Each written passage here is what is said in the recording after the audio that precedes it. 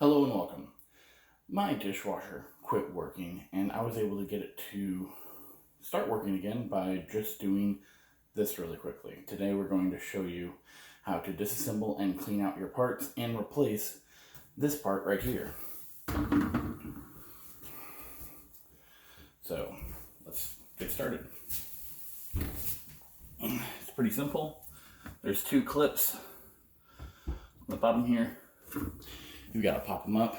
On the new part there, you can see that they're right there.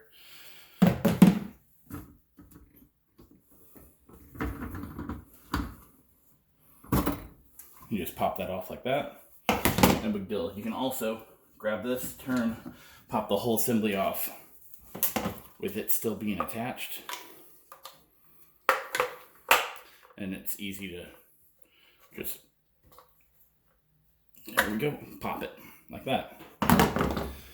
So grab those, pull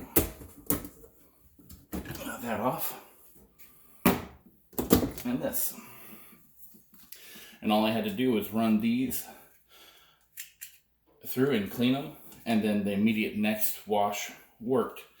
I also ran through some vinegar to clean things off, and then I ran through 2 packets of wash just to get any more debris fully out. Then I was able to just put it all back in.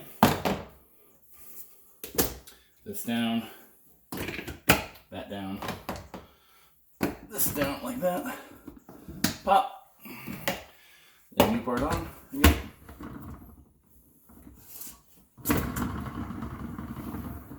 And there you go. So, grab, pull, and I'm going to put them through the rinse again, because with this model it likes to get clogged up a lot apparently, and cleaning it out on a regular basis will help save your motor.